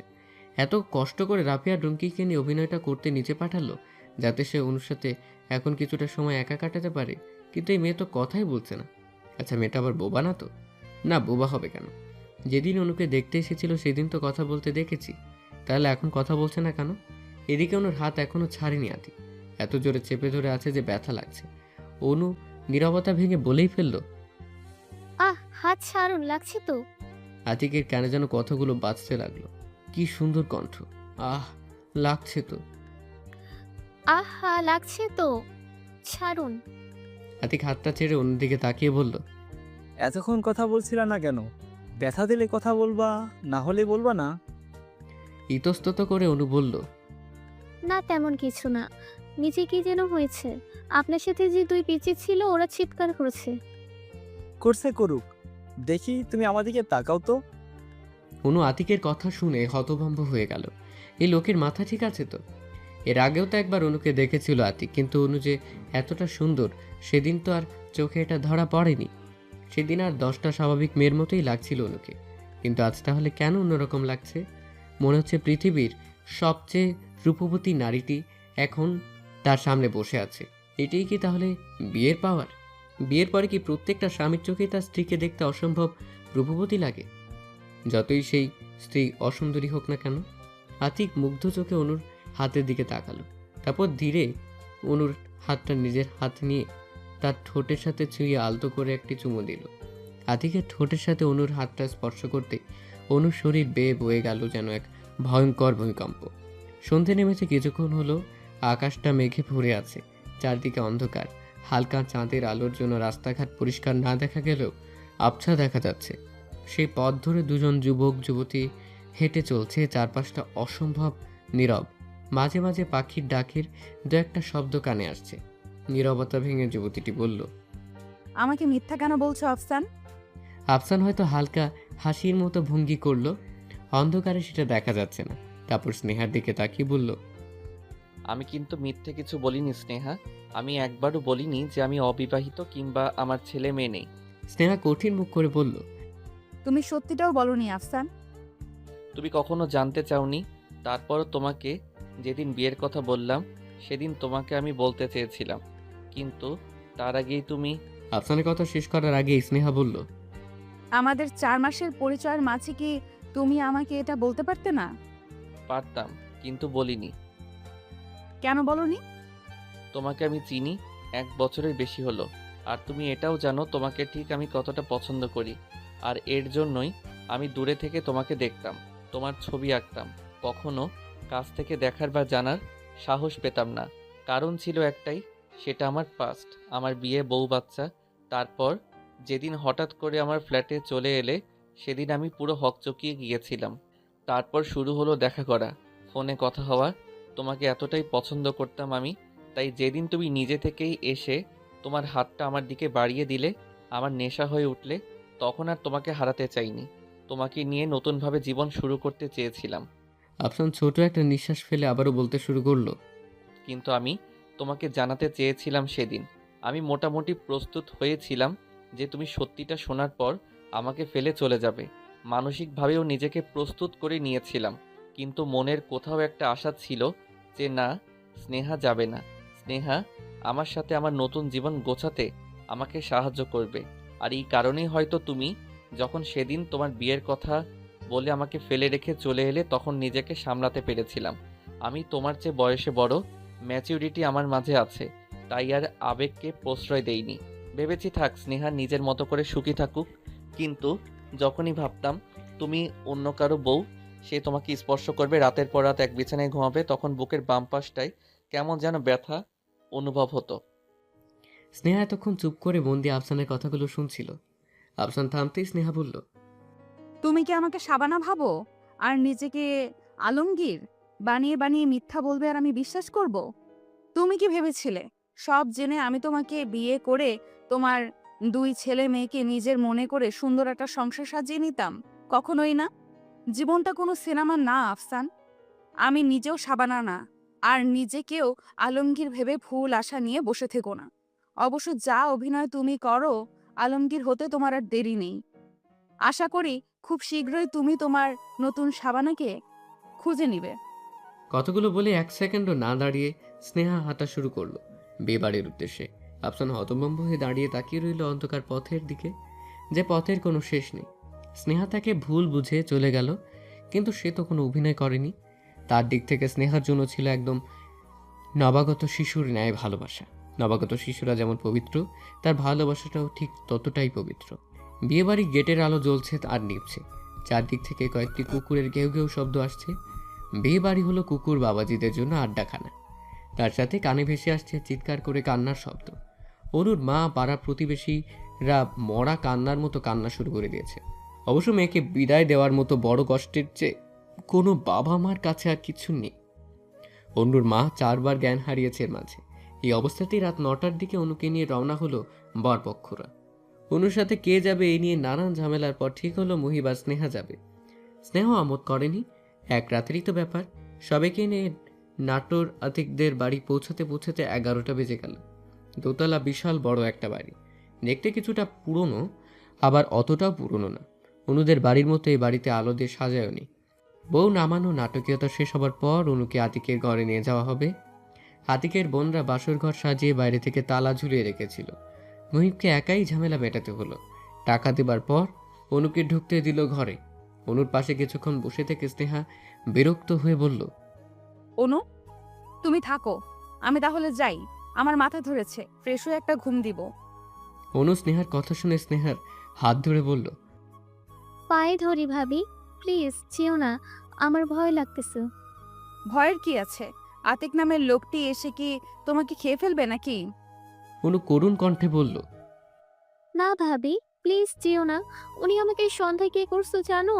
হাতে চুমু খেয়েছে। এখন না জানে কি করবে, ভয় লাগছে। প্লিজ যেও না। অনুর কথা শুনে হাসতে থাকলো স্নেহা। এদিকে স্নেহার হাসি দেখে অনুর চোখ পানিতে ভরে উঠেছে, যেন যে কোনো মুহূর্তেই টপ টপ করে গড়িয়ে পড়বে গালে। হাসি থামিয়ে স্নেহা বলল, ছোটটা তোমার একটা অ্যাডভান্স না, প্রথমবার তাও হাতে চুমু খেয়েছে। আর বড়টা এত বেশি অ্যাডভান্স যে প্রথমবারই সরাসরি। বলতে বলতেই উঠে গেল স্নেহা। অনু স্নেহার গমনের দিকে হা করে তাকিয়ে ভাবতে লাগলো, ভাবি কি সব বলে? অবশ্য মনে হয় না ভাবির মাথা ঠিক আছে। কেমন যেন উদ্ভুত উদ্ভুত কথা বলে। কিন্তু যাই বলুক না কেন, ভাবি রূপের কাছে এগুলো কিছুই না। এত সুন্দর মেয়ে যে একবার কারো তার দিকে তাকায় মন ভরবে না, বারবার তাকাতে ইচ্ছে হবে। রাত 2টো। মুহিব ঘুমিয়ে পড়েছে। সারাদিনের খাটাখাটনিতে সে অনেক ক্লান্ত, সেটা তার গভীর ঘুম দেখেই বোঝা যাচ্ছে। এদিকে তার পাশেই শুয়ে আছে স্নেহা। অবশ্য স্নেহার চোখে ঘুম নেই, মাথাটা ঝিমঝিম করছে। 1 কাপ চা খেতে ইচ্ছে করছে, কিন্তু এখানে কাকে বলবে সে? অনুর ঘর থেকে চলে আসার পর আশা নামের মেয়েটি তাকে আর মুহিবকে এই ঘরে দেখিয়ে দিয়েছে। স্নেহা এই ঘরে এসেই 1 ঘন্টা ধরে আগে শাওয়ার নিয়েছে, তাও মাথা ব্যথাটা যাচ্ছেই না। চাটা এখন খুব বেশি দরকার তার। স্নেহা তার ফোনটা হাতে নিয়ে আফসানকে কল করলো। আফসান এখনো ঘুমোয়নি, মাত্রই সিগারেট ধরিয়ে বিছানায় বসেছে সে। ঠিক তখনই তার ফোনে এলো স্নেহার কল। আফসান কিছুটা সময় ভাবলো কল রিসিভ করবে কিনা, তারপর হুট করেই রিসিভ করে ফোনটা কানে নিল সে। ওপাশ থেকে স্নেহার গলার আওয়াজ পাওয়া গেল, এই যে মিস্টার আলমগীর, আমার জন্য 1 কাপ চা নিয়ে আপনাদের ছাদে আসুন তো। স্নেহা ঘুরে তাকিয়ে চায়ের কাপটা নিল আফসানের কাছ থেকে, একবার চুমুক দিয়ে বলল, ধন্যবাদ আপনাকে। তা এত রাতে চাটা কে দিল? আমি নিজেই করে নিয়ে এসেছি। ভালোই হয়েছে। অন্ধকার রাত, চারিদিকে গভীর নীরবতা। মাঝে মাঝে ঝিঝি শব্দ শোনা যাচ্ছে, আর কানে আসছে 2টো মানুষের দীর্ঘ নিঃশ্বাসের শব্দ। আফসান কিছুক্ষণ নীরবতা পালন করে স্নেহার নিঃশ্বাসের শব্দ শুনতে থাকলো। তারপর একসময় বলল, তুমি আজ সন্ধ্যায় আমাকে কি বলেছো তোমার মনে আছে? আছে। এর জন্য কি তুমি অনুতপ্ত? স্নেহা চাটা শেষ করে কাপটা নিয়ে নিচে রাখলো। তারপর আফসানের দিকে এগিয়ে এসে বলল, তুমি কি চাচ্ছ আমি এখন তোমার কাছে এখন মাফ চাই? আফসান হালকা ঘাড় নড়ালো, যার মানে হ্যাঁ বা না দুটোই হতে পারে। স্নেহা আফসানের শরীরের সাথে নিজের শরীর লাগিয়ে বুকে মাথা রেখে বলল, তুমি যেটা করেছো সেটা ঠিক করনি, আবার আমিও যেটা করেছি ঠিক করিনি, তাই না? আফসানের জবাব না পেয়ে স্নেহা আবার বলল, এইভাবে মূর্তির মতো দাঁড়িয়ে আছো কেন? হাতটা দিয়ে শক্ত করে আমাকে জড়িয়ে ধরো তো। আফসান কিছু না বলেই দুটো হাত স্নেহার কোমরে নিয়ে শক্ত করে জড়িয়ে ধরল স্নেহাকে। তাদের দুজনের মাঝে এখন আর কোনো ফাঁক নেই, যেন একটু ফাঁক থাকলেই কেউ এসে ঢুকে পড়বে তাদের মাঝে। সে কেউটা কি মুহিব? হয়তো, কিন্তু না চাইলেও মুহিব এখন তাদের মাঝে ঢুকে পড়েছে। আর এই ভুলটা করেছে স্নেহা নিজে। কেন করলো স্নেহা এমন? রাত ৩টা, ছাদে দাঁড়িয়ে আছে দুজন মানুষ, যারা একজন অপরজনকে আষ্টে পৃষ্ঠে জড়িয়ে আছে।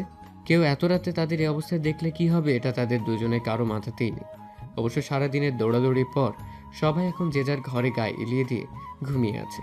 ছাদে আসার সম্ভাবনা এখন কারো নেই। আফসান এক হাত স্নেহার মাথায় রেখে চুলে বিলি কাটতে কাটতে বলল, চুল ভেজা কেন? স্নেহা আফসানের বুকে এখনো মুখ গুজে আছে। আফসানের কথা শুনে মুখ হালকা করে উঠিয়ে বলল, এসে গোসল দিয়েছিলাম। তোমার এই চুলের প্রেমে আগে পড়েছিলাম, সেটা তুমি জানো? হুম। আফসান স্নেহা খোলা চুলে নাক ডুবিয়ে দিয়ে বলল, চলো না, নতুন করে জীবনটা শুরু করি। এখনো সময় আছে, তোমাকে ছাড়া থাকতে কষ্ট হয় আমার। সন্ধ্যায় না বললে কষ্ট হয় না? এটা বলিনি কিন্তু।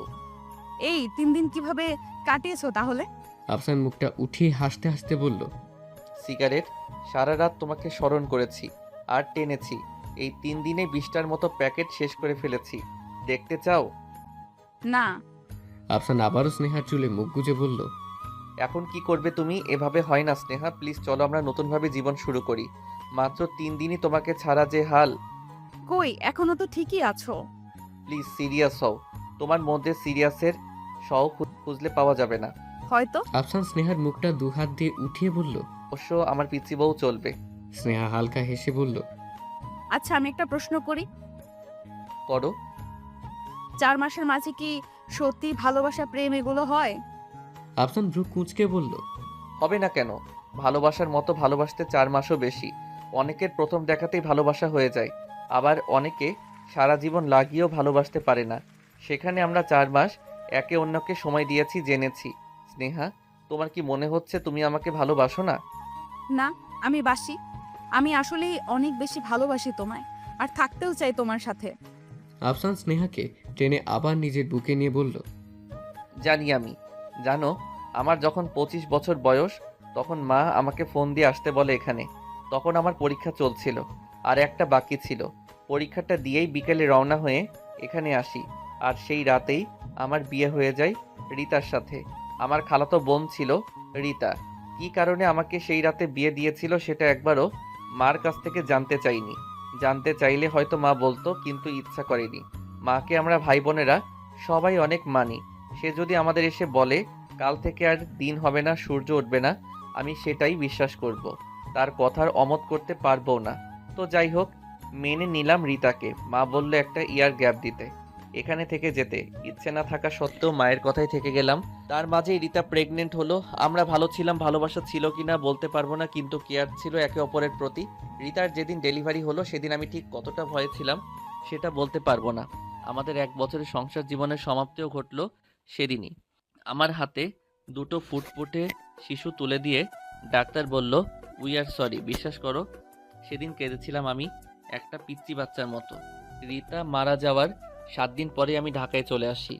মাও তখনও আমাকে আর কিছু বলেনি। এখানে রাফি, রুনকিকে দেখতে আসতাম না খুব বেশি। তারপর শুরু হলো আমার নতুন জীবন। নতুনভাবে সব শুরু করলাম। আমি যদি সব ভুলে নতুন জীবন শুরু করতে পারি, তুমি কেন তাহলে পারবা না স্নেহা? জীবন থেকে একজন চলে গেলে আরেকজন আসে, এটা ঠিক। কারণ জীবন সময়ের মতো চলে, কেউ কারোর জন্য বসে থাকে না, কিন্তু কোথাও একটা ফাঁকা স্থান থেকে যায় তার জন্য। এখনও কোনো কোনো রাতে ঘুম ভেঙে গেলে বুকের বাম দিকটায় চিনচিনে ব্যথা হয়। রিতাকে মনে পড়ে আমার। আমি বলছি না যে তুমি আমার সাথে থেকেই নতুন জীবন শুরু করো, মুহিবের সাথে থেকেও শুরু করতে পারো। সেক্ষেত্রে তখন আমার সাথে তোমার কোনো সম্পর্ক থাকবে না, কারণ নতুন জীবন শুরুর পর পিছুটান রাখতে হয় না। স্নেহা কিছুক্ষণ নীরব থেকে একসময় বলল, আমি তোমার সাথে থাকতে চাই রাফি। রুনকির মা হতে চাই, তোমার জীবনটা গুছিয়ে দিতে চাই। থাকতে দেবে আমায়? আফসান হালকা হেসে জবাব দিল, তার মানে তুমি শাবানা হতে রাজি? হ্যাঁ রাজি। আমার মনে হচ্ছে তুমি সিদ্ধান্তহীনতায় ভুগছো স্নেহা। এত হুটহাট সিদ্ধান্ত নেওয়ার কিছু নেই, তুমি সময় নাও, আমি অপেক্ষা করব। আমি যা বলার বলে দিয়েছি আফসান। কাল সকালে আবার তোমার এই সিদ্ধান্ত চেঞ্জ হবে না তো? স্নেহা আফসানকে আরো শক্ত করে জড়িয়ে ধরে বলল। না হবে না। আফসান চিন্তিত ভঙ্গিতে স্নেহাকে বলল, তাহলে আমার মুহিবের সাথে কথা বলা উচিত। জানি না বেচারা কেমন রিয়্যাক্ট করবে। স্নেহা কথা ঘুরিয়ে বলল। আচ্ছা, তোমার বুকে এত শান্তি কেন? আফসান দুষ্ট একটা হাসি দিয়ে বলল, আরে আমার বুকে শান্তি আসবে কিভাবে? আমার বুকে তো আছে শুধুই স্নেহা। সকালটা শুরু হয়েছে স্নেহার আর চেঁচামেচির আওয়াজ দিয়ে। বিয়ে বাড়ির হাজার কাজ, আর সেই কাজগুলো নীরবে হবে এটা ভাবা অনর্থক। মুহিব এখনও ঘুমোচ্ছে। স্নেহা গায়ে শাড়ির আঁচলটা ভালোভাবে দিয়ে দরজা খুলে বাইরে বেরিয়ে এলো। দোতলার মাঝের একটা ঘরে তাদের থাকতে দেওয়া হয়েছিল। স্নেহা সরাসরি ছাদে উঠে প্রাণ খুলে নিঃশ্বাস নিল কিছুক্ষণ। তার আজ এতটা ভালো লাগছে কেন, এতটা শান্তি পাচ্ছে কেন? আছে উঠোনে আশার সাথে রাফি আর রুমকি বসে আছে। আশাকে রাগিয়ে দেওয়াই এখন তাদের আজকের দিনের প্রথম লক্ষ্য, কিন্তু মোটেও আছে রাখছে না। তবু চেষ্টা চালিয়ে যাচ্ছে রাফি আর রুমকি। ছোট ফুপু, ও ছোট ফুপু, বল। কি করো তুমি? দেখছিস না ফেসবুকিং করছি। রাফি আর রুমকি দুজনেই দুষ্টু হাসি দিয়ে আসার মতো করে বলল। দেখছিস না ফেসবুকিং করছি? আশা কঠিন চোখে ওদের দিকে তাকিয়ে আবার ফোন টেপায় মনোযোগ দিল। ছোট ফুপু, ও ছোট ফুপু। আশা ফোন থেকে চোখ না উঠিয়েই বলল, হুম। কথা বলো না একটু আমাদের সাথে। কি বলবো? যা তো সামনে থেকে। আবারও রাফি আর রুমকি বলে উঠল, কি বলবো? যা তো আমার সামনে থেকে। বলেই খিলখিল করে হেসে গড়িয়ে পড়ল একজন আরেকজনের গায়ের ওপর। ঠিক ওই সময় স্নেহা উঠোনে এসে দাঁড়িয়ে বলল, কি ব্যাপার, কি করা হচ্ছে? রাফি আর রুমকি দুজনেই একবার স্নেহার দিকে তাকিয়ে বলতে শুরু করলো, কি ব্যাপার, কি করা হচ্ছে? স্নেহা ভ্রু কুচকে বলল। ওরে বদের দল রে।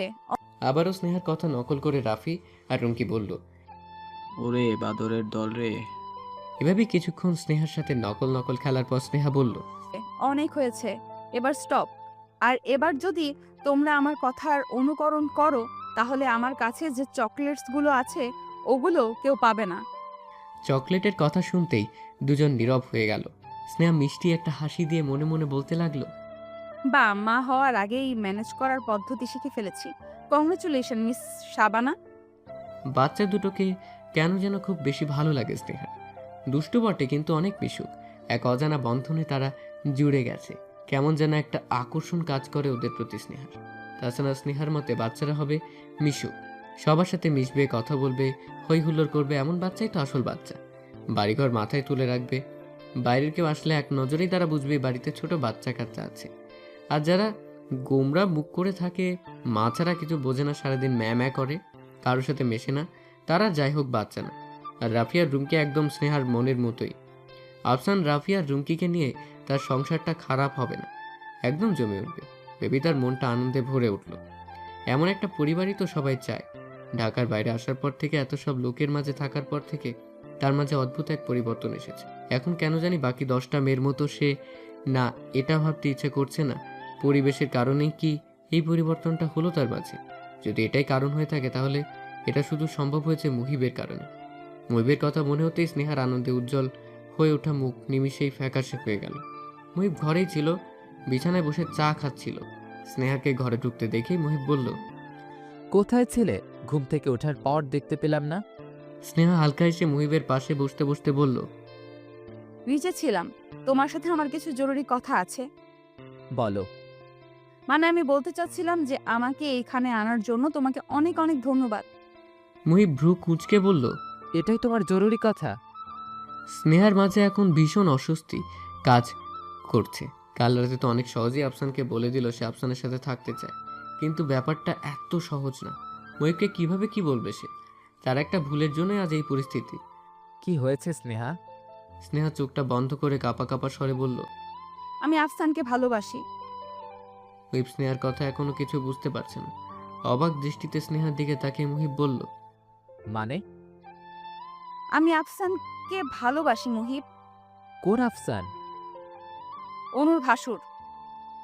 কথাটা শুনে কিছুক্ষণ হতভম্ব হয়ে বসে রইল মুহিব। স্নেহার কিছু বলল না। মুহিবকে পুরো ব্যাপারটা ধাতস্থ করতে কিছু সময় দেওয়া উচিত। একসময় মুহিব উঠে দাঁড়িয়ে বলল, কবে থেকে? স্নেহার নিচের দিকে তাকিয়ে পিঁপড়া দেখছিল।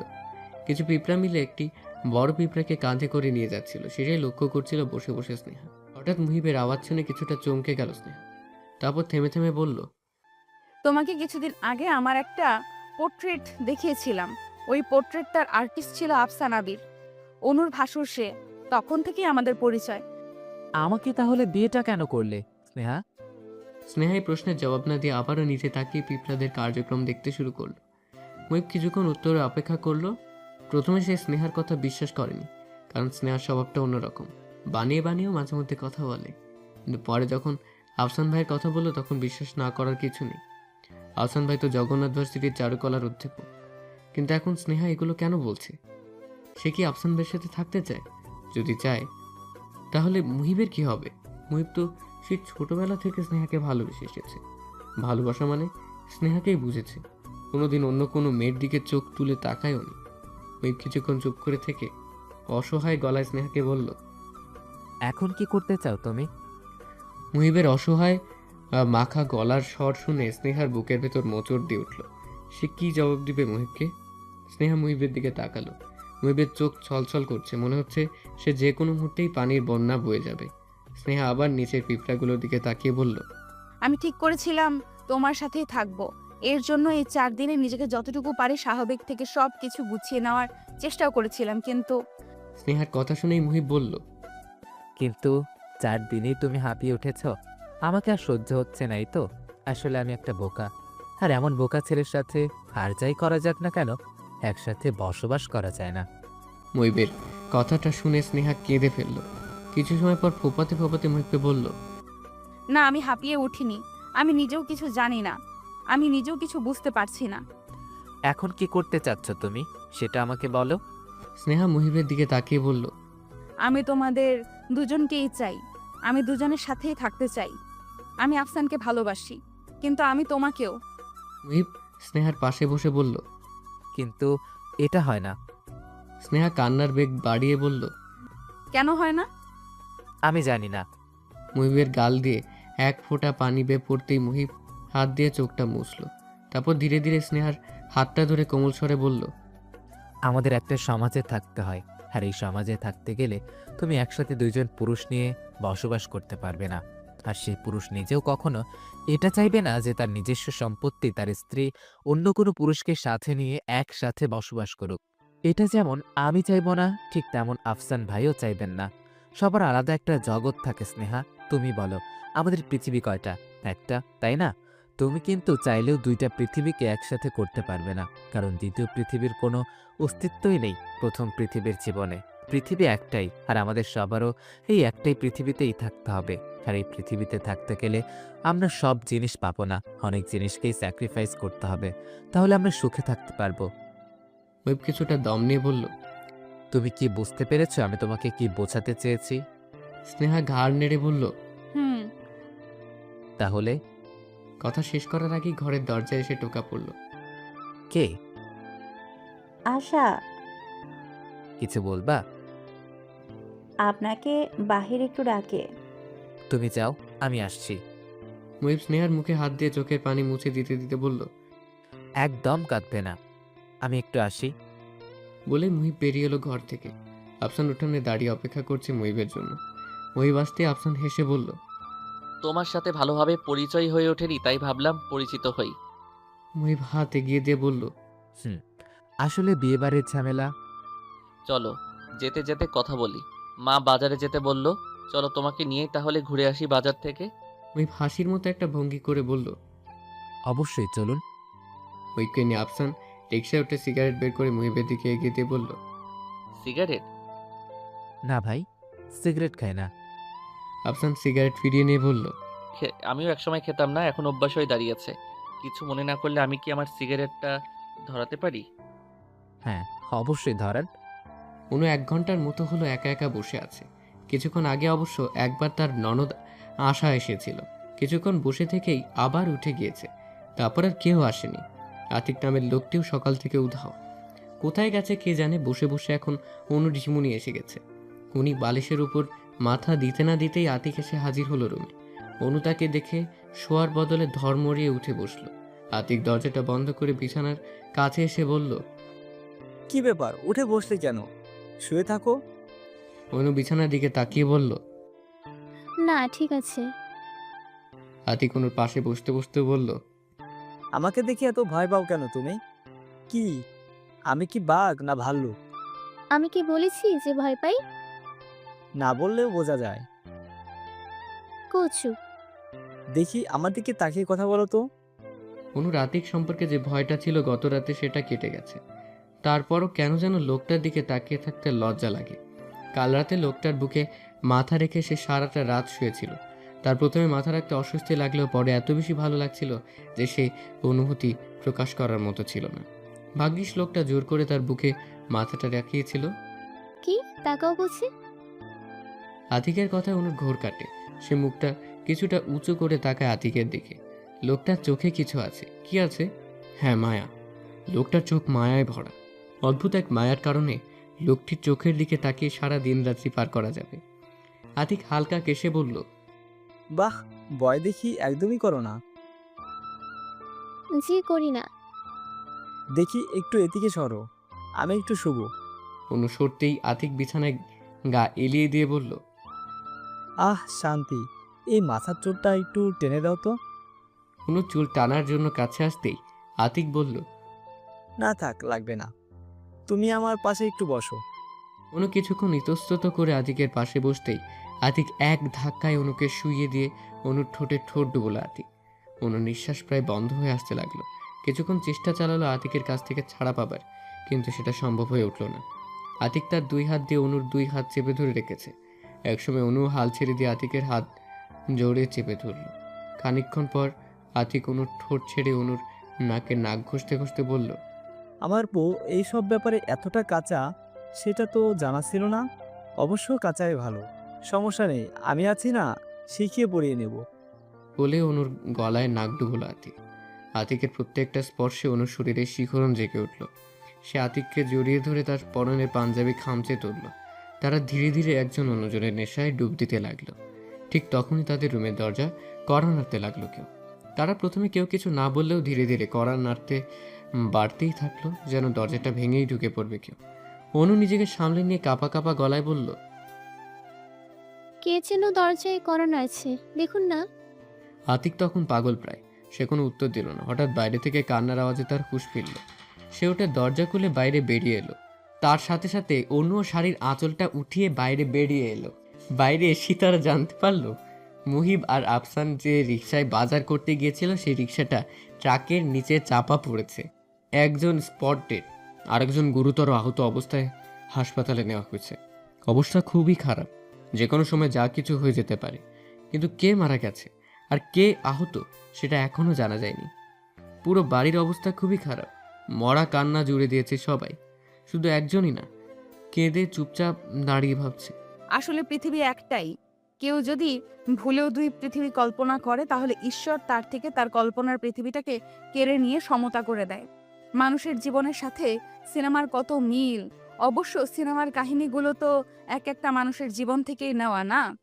স্নেহার মেয়ের রুমকির আজ বিয়ে। নিজের পছন্দ করা ছেলের সাথেই বিয়ে হচ্ছে রুমকি।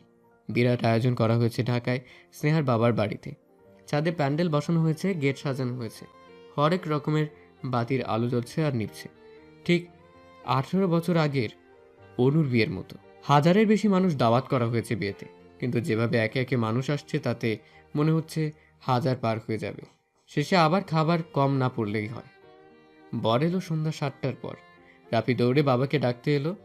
রাফি ঢাকা ভার্সিটিতে চারুকলা নিয়ে পড়ছে।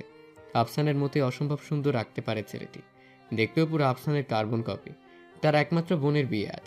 তার যেন আজ কাজের শেষ নেই। সকাল থেকে ছোটাছুটি পড়েই আছে বাবাকে নিচতলায় না পেয়ে দোতলায় উঠে গেল সে। সেখানেও বাবাকে না পেয়ে রান্নাঘরে এসে তার মা স্নেহাকে ডেকে বলল, মা বাবা কোথায়? স্নেহা রান্নাঘরে এসে রান্নার তদারকি করছিল। রাফির ডাক শুনে এগিয়ে গিয়ে বলল, কি হয়েছে? বর চলে এসেছে, নামবে না বাবা? এসেছে তো কি হয়েছে, কিছুক্ষণ গাড়িতে বসে অপেক্ষা করুক। ধুর, তুমি সব কথায় হেয়ালি করো। বাবা কোথায় সেটা বলো। রুনকির ঘরে দেখেছিস? না তো। না দেখি চিল্লাচিল্লি করবি না, বিরক্ত লাগে। রাফি তার অভ্যাস মতো হালকা হেসে মাকে জড়িয়ে ধরে বলল, সেখানে দেখেই চিল্লাচিল্লি করবি না, বিরক্ত লাগে। মুহিব রুমকির ঘরেই ছিল। রাফি রুমকির ঘরে ঢুকতেই দেখল রুমকি তার বাবাকে জড়িয়ে ধরে কাঁদছে। অসম্ভব ভালোবাসে মুহিব তার মেয়ে রুমকিকে। আজ থেকে প্রায় 18 বছর আগে অনুর বিয়ের পরদিন মুহিব আর আফসান রিকশায় বাজারের দিকে এগোচ্ছিল। টুকিটাকি কথা হচ্ছিল ওদের মাঝে, ঠিক তখনই পেছন থেকে একটি ট্রাক তেড়ে এসে তাদের 2 সেকেন্ডের মাঝে পিষে ফেলে দিয়ে যায়। সেদিনের দুর্ঘটনায় আফসান ঠিক সেখানেই মারা যায়। মুহিবের অবস্থাও তেমন একটা ভালো ছিল না, জানা যায় যান যায় যায় অবস্থা, কিন্তু নিয়তি তাকে বাঁচিয়ে দেয়। সে আবার ফিরে আসে স্নেহার জীবনে। স্নেহার অবস্থাও তখন ভালো না, প্রায় পাগল পাগল অবস্থা। সারাদিন চুপচাপ অন্ধকার ঘরে বসে থাকে আর কাঁদে। মুহিব স্নেহার এই অবস্থা দেখে সুস্থ হয়ে প্রথমে যায় নাটোরে আফসানদের বাড়ি। সেখানে গিয়ে আফসানদের মায়ের কাছ থেকে রাফিয়া রুমকির দায়িত্বটা নিতে চায়। আফসানের মা আয়েশা বেগম ও আমোদ করেনি, বরং মুহিবের কথায় তার বুক থেকে যেন 1000 টনের পাথর নেমে যায়। কারণ সে পুত্র বিয়োগ শোকে নিজেকে এখনো সামলাতে পারেনি। যে ছেলে সকালেও মায়ের সাথে কথা বলে বাজারের উদ্দেশ্যে বের হয়, সেই ছেলে আর ঘরে ফিরে আসেনি। এসেছে তার লাশ। বুড়ো জীবিত মা বাবার কাছে এর থেকে কষ্টের আর কি থাকতে পারে? তারা বুড়ো হয়ে গেছে, ধরতে গেলে কবরে এক পা দিয়েই আছে। অথচ তাদের রেখে আল্লাহ তাদের শক্ত সামর্থ্য যুবক ছেলেকে নিয়ে গেল। আর তারাই বা এখন কদিন বাঁচবে? আর তারা মারা গেলে রাফি রুমকি 2 এতিম বাচ্চা কে কে দেখবে? আশা তো সারা জীবন এ বাড়িতে থাকবে না। আতিককে দিয়েও ভরসা নেই। তাই রাফি আর রুমকিকে মুহিবের সাথে পাঠিয়ে দিল। স্নেহ ওদের পেয়ে ধীরে ধীরে স্বাভাবিক হতে শুরু করলো। সেই থেকেই মুহিব হয়ে গেল এতিম 2 বাচ্চার বাবা আর স্নেহা মা। কম ভালোবাসা দিয়ে বড় করেনি তাদের, বরং আসল মা বাবা থাকলে যা করতো তার বেশিই করেছে। অবশ্য রাফি আর রুমকি দুজনেই জানে মুহিব আর স্নেহা তাদের আপন কেউ না। তবুও কোনোদিন তারা মুখের ফাঁকেও উচ্চারণ করেনি এ কথা। এখন রাফি রুমকি আর স্নেহাকে নিয়েই মুহিবের জীবন। পরে মুহিবরা অবশ্য বাচ্চা নেওয়ার চেষ্টা করেছে, কিন্তু হয়নি। হয়তো আল্লাহ চায় না এতিম বাচ্চার আদরে অন্য কেউ ভাগ বসাক। রাফি বাবা মেয়ের করুণ দৃশ্যের মাঝে ঢুকে রুমকির মাথায় টোকা দিয়ে বলল, আরে ছেমরি, কেঁদে কেঁদে তো মেকআপ উঠিয়ে ফেললি, জামাই আর ফিরেও তাকাবি না। রুমকি বাবার বুক থেকে মাথা উঠিয়ে রাফির দিকে ঘুরে অভিমানী সুরে ফুপাতে ফুপাতে বলল, তুই চুপ থাক, দরজায় নক না করে কারো ঘরে ঢোকা অসভ্যতা, এটা জানিস না? রাফি রুমকির মতো মুখ করে ভেঙচি কেটে বলল, তুই চুপ থাক, দরজায় নক না করে কারো ঘরে ঢোকা অভ্যাসটা এটা জানিস না? রাফির কথা শুনে রুমকি চিৎকার করে তার মা স্নেহাকে ডেকে বলল, মা দেখো, তোমার আদরের ছেলে বাদরামি শুরু করে দিয়েছে। এ পর্যায়ে মুহিব তাদের থামিয়ে বলল, রাফি, কি হচ্ছে এগুলা? আজ আমার মায়ের বিয়ে, ভুলে গিয়েছিস? রাফি তার বাবার দিকে তাকিয়ে বলল, ও হ্যাঁ, বর এসেছে, চলো নামাইতে হবে তো। মুহিব রাফির কথা শুনে দ্রুত হেঁটে ঘর থেকে বের হয়ে গেল জামাইকে নামাতে। রাফি রুমকির ঘর থেকে বের হয়ে আবার কি মনে করে যেন ভেতরে ঢুকে বলল, তোর জামাই কি দেখে তোর সাথে প্রেম করলো রে? এত সুন্দর ছেলের উচিত ছিল পরীর মতো কোনো মেয়ের প্রেমে পড়া, সেখানে সে পড়লো এক পেতনির প্রেমে। বলে সে দৌড়িয়ে বের হয়ে গেল। রুমকি রাফির কথা শুনে কঠিন মুখ করে দাঁড়িয়ে রইল দরজার দিকে। মুহিব বরকে নামে স্নেহাকে ডাকতে এলো। স্নেহা তখন আফসানের আঁকা পোর্ট্রেটটির দিকে স্থির দৃষ্টিতে তাকিয়েছিল। মুহিব তার পাশে বসে বলল, কি করছো? স্নেহা মুহিবের দিকে তাকিয়ে হালকা হেসে বলল, আমি কিন্তু আর 2 পৃথিবীতেই একসাথে বসবাস করছি।